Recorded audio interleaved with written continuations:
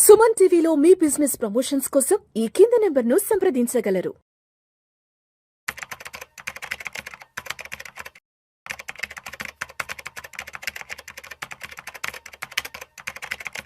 Sir Giribabu గారు నమస్తే sir. నమస్తే అండి. గిరిబాబు గారు, అమెరికాలో ఉన్నటువంటి భారతీయ ఎన్ఆర్ఐలు దాదాపు ఒక 40% మంది తిరిగి మళ్ళా భారతదేశానికి వచ్చేద్దాం అనుకుంటున్నారు అమెరికా నుంచి.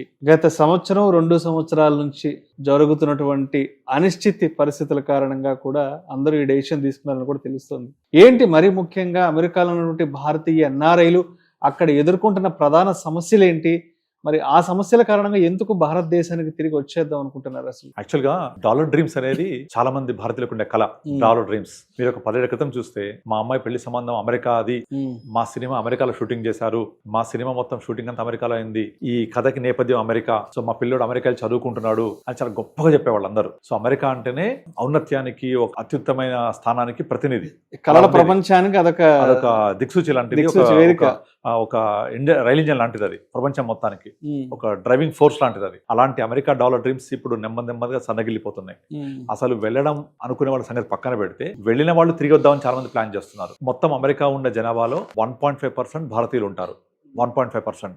టోటల్ అమెరికా జనాభా అరౌండ్ 30 కోట్ల ప్లస్ ఉంటుంది, 30-32 కోట్లు ఉంటుంది. అందులో భారతీయులు 1.5%. అయితే ఇక్కడ మొత్తం అమెరికా కలెక్ట్ చేసే పన్నులలో ఈ భారతీయులు కట్టే పన్ను 6% ఉంటుంది. 6 ట్యాక్స్. అంటే 1.5% of population in America is paying 6% of total tax collections. అంటే ఒక విధంగా భారతీయులు వెళ్ళి ఇండియాకి డబ్బులు పంపడమే కాదు, అక్కడ ట్యాక్స్లు కడుతున్నారు. అందులో మన వాళ్ళు ట్యాక్స్ కట్టడం చాలా స్ట్రిక్ట్గా ఉంటారు, పర్ఫెక్ట్గా కడుతూ ఉంటారు. అంటే 6% పన్నులు కలెక్ట్ అవుతున్నాయి అక్కడ. సో ఆ కలెక్ట్ అవుతున్నాయంటే ఆ గవర్నమెంట్ కూడా బెనిఫిటే కదా. బట్ అయినా సరే పరిస్థితి ఏంటంటే, ఒక 5 ఏళ్ల క్రితం లాగా లేదు, ఇప్పుడు కంప్లీట్గా మారిపోయింది. ఇదంతా మారిపోయిందంతా ఎవరికి అంటే, ఎవరైతే 2010 తర్వాత వెళ్ళారో వాళ్ళదే మెయిన్గా ఇదంతా కూడా. 2010కి ముందు వెళ్ళిన వాళ్ళు అక్కడ సొసైటీలో మమేకమైపోయారు, వాళ్ళు అక్కడ సెటిల్ అయిపోయారు. వాళ్ళు ఇప్పుడు రమ్మన్నా మోస్ట్లీ రారు. కానీ 2010 తర్వాత వెళ్ళిన వారు అవుతున్నారో, ముఖ్యంగా ఈ డల్లాస్ తర్వాత, అందుకే డల్లాస్ అంతా చూస్తే ఇండియా లాగే ఉంటుంది, అది టెక్సాస్. అందుకే డల్లాస్ సందర్భంలో డల్లాస్పురం అని పిలుస్తూ ఉంటారు. సో అక్కడ డల్లాస్ వెళ్తే మొత్తం అది హైదరాబాదు, అమలాపురం లాగే అనిపిస్తుంది అందరు ఉన్న వాళ్ళకు. అంత నింపేశారు. టెక్సాస్, న్యూయార్క్, వాషింగ్టన్ ఇలాంటి ప్లేస్లో చాలా మంది ఉన్నారు. అయితే ఇప్పుడు ఏమైపోయిందంటే, 2010 తర్వాత వెళ్ళిన వాళ్ళకు అవకాశాలు ఫస్ట్ ఆఫ్ ఆల్ బాగా తగ్గిపోయాయి. అక్కడ ముఖ్యంగా ట్రంప్ సెకండ్ టర్మ్ వచ్చిన తర్వాత అక్కడ అమెరికన్స్ లో క్లియర్ విభజన కనిపిస్తోంది. ట్రంప్ యొక్క మెయిన్ నినాదం ఏంటి? America is for Americans, make America great again. మనం 2 ఏళ్ల క్రితం మాట్లాడుకున్నాం. Exactly, make America great again. మన ఇక్కడ తెలంగాణ నీళ్లు, నిధులు, నియామకాలు ఎలాగైతే నినాదంతో తెలంగాణ ఉద్యమం నడిచిందో, ఇప్పుడు అలాంటి ఒక చిన్నప్పటి ఉద్యమం లాంటిదే చేశాడు ట్రంప్. ఎందుకంటే అమెరికా యొక్క ఆధిపత్యం సన్నగిల్లిపోతుంది, ఇక్కడికి వేరే వాళ్ళు వస్తున్నారు, వాళ్ళు రావద్దు అని ఒక పాయింట్ని లేవదీసి ఒక క్లియర్ డివిజన్ తీసుకొచ్చాడు అక్కడ ప్రజల్లో. అది ఫస్ట్, అన్నిటికంటే అసలైన కారణం అది. తర్వాత రెండోది, ముఖ్యంగా పెరిగిపోతున్న ఖర్చులు, విపరీతంగా పెరిగిపోతున్న ఖర్చులు. ఒక సర్వే ప్రకారం ఒక ఫ్యామిలీ, వైఫ్ అండ్ హస్బెండ్, ఒక చైల్డ్ని, అబ్బాయి కానీ అమ్మాయి కానీ చదివించాలి అంటే 18 ఇయర్స్ వరకు అయ్యే ఖర్చు 2.5 కోట్లు. 18 ఇయర్స్ వరకు అంటే అందులో ఓన్లీ +1 +2 వరకే ఉంటుంది అంతే. దాని తర్వాత ఇంకా కాస్ట్లీ అవుతుంది. బట్ ఇండియాలో అంత కాదు కదా, 2.5 కోట్లు కాదు కదా. మనము ప్రొఫెషనల్ ఎడ్యుకేషన్ కావాలని ఒక ఎన్ఆర్ఐ సీట్ కొనుక్కుంటే కూడా అంత కాదు, మేబీ కొద్దిమందికి ఉంటారు. కానీ అక్కడ అట్లా కాదు. సాధారణంగా ఎవరైనా ఒక అబ్బాయిని కదా అమ్మాయిని చదివించాలి అంటే 18 ఇయర్స్ వరకు వాళ్ళు పెట్టే ఖర్చు యావరేజ్గా 2.5 crores. ఇక ఇంటి అద్దెలు విపరీతంగా పెరిగిపోయాయి. అండ్ అన్నిటికన్నా ముఖ్యంగా అవకాశాలు తగ్గిపోతున్నాయి అక్కడ. ఇప్పుడు మన ఇక్కడ నుంచి వెళ్ళిన వాళ్ళకు, లోకల్గా వెళ్ళిన వాళ్ళకు అక్కడ వెళ్ళి రెస్టారెంట్లో పనిచేయడమో, లేకపోతే వేరే చోట పనిచేయడమో, పెట్రోల్ బంక్స్లో పనిచేయడం తప్ప ప్రొఫెషనల్ జాబ్స్ ఏవి రావట్లేదు. మీరు నమ్మండేమో పోండి, నాకు ఆల్మోస్ట్ వీక్లీ ఒక 2-3 కాల్స్ వస్తూ ఉంటాయి, పర్టికులర్ యూఎస్, కెనడా నుంచి, ముఖ్యంగా యూఎస్ నుంచి.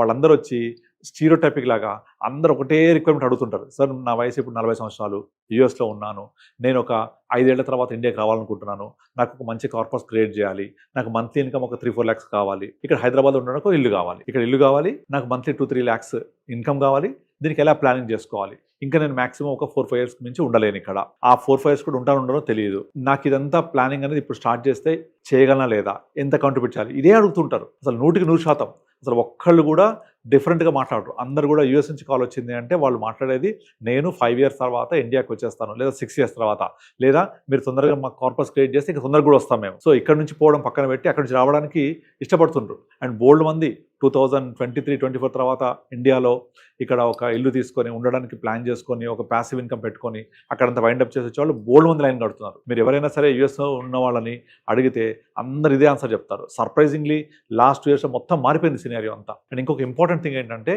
వాళ్ళకు గ్రీన్ కార్డ్ రావాలి అంటే ఇప్పుడు నడుస్తున్న షెడ్యూల్ 2010-11 నడుస్తుంది. ఇప్పుడు అంటే 2010-11-12 అప్లై చేసిన వాళ్ళకి ఇప్పుడు ఇస్తుంది 2026లో. 15-16 ఏళ్ల క్రితం అప్లై చేసుకున్న వాళ్ళు ఇప్పుడు ప్రాసెసింగ్ లో ఉన్నాయి చెప్పాలంటే. ఇక ఇప్పుడు అప్లై చేసుకున్న వాళ్ళకు అది 30 ఏళ్ళు పట్టుద్దా, 40 ఏళ్ళు పట్టుద్దా, 60 ఏళ్ళు పట్టుద్దా కూడా తెలియదు. అంత డిలే. అంటే ఈ గ్రీన్ కార్డ్ ఒక శిక్షలాగా అయిపోయింది వాళ్ళకు, జీవితకాల శిక్ష. అది ఎప్పుడు వస్తుందో తెలియదు, వస్తుందో తెలియదు. గ్రీన్ కార్డ్ వస్తే తప్ప అక్కడ మీరు శాశ్వతంగా ఉండడానికి అవకాశం లేదు. మరి ఆ గ్రీన్ కార్డ్ లేకుండా, శాశ్వత చిరునామా లేకుండా ఎంతకాలం ఈ తుమ్ముతో ఊడిపోయి ముక్కులాగా బతకాలి అక్కడ? కనుక మా భారతదేశం గ్రో అవుతోంది. India is growing. ఇప్పుడు వీళ్ళు రావడానికి ఇంకొక మెయిన్ రీజన్ ఏంటంటే ఇండియా ఇస్ గ్రోయింగ్. ఇక్కడ అవకాశాలు పెరుగుతున్నాయి. ఇండియా ఒక్కప్పుడులా కాదు, ఇట్స్ ఎమర్జింగ్ ఎకానమీ. ప్రపంచంలో ఉన్న అన్ని దేశాలకు ధీటుగా మనం నిలబడుతున్నాం. అండ్ ఒక సర్వే ప్రకారం 2050 వరకల్లా China is going to beat America. So China, USA, India ఈ 3 ఉంటున్నాయి. అంటే ఇండియా కూడా అమెరికా సరసన నిలబడబోతోంది ఎప్పుడు 2050 వరకల్లా.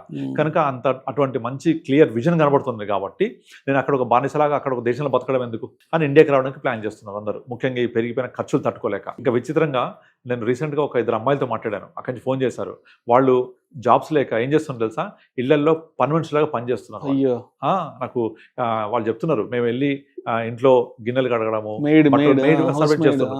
ఇక్కడ హైదరాబాద్ మన ఇండియాలో ఉన్నప్పుడు తిన్న పళ్ళెం కూడా పక్కన పెట్టరు కదా, అక్కడికి వెళ్ళి వండి పెడుతుంటే తింటారు, కూర్చొని సోఫాలో కూర్చొని. Better reality. మీరు యూట్యూబ్ చూడండి, చాలా మంది వీడియోస్ కూడా చేస్తున్నారు ఈ విధంగా. మేము అమెరికా వచ్చి కష్టపడుతున్నాము, మీరు రావద్దండి ఇక్కడికి, 80% రావద్దు, ఇక్కడ డాలర్ డ్రీమ్స్ అయిపోయినాయి, మేము ఇంత కష్టపడుతున్నాము, జాబ్స్ రావట్లేదు, చదువుకున్న తర్వాత జాబ్స్ రావట్లేదు. ఇక చాలా మంది స్విగ్గీ, మనలాగే స్విగ్గీ, జొమాటో అక్కడ కూడా ఉంటాయి. సో అవి చేయడము, అవి చేస్తుంటే కూడా ఇప్పుడు గవర్నమెంట్ అక్కడ రెస్ట్రిక్షన్ పెడుతుంది తెలుసా.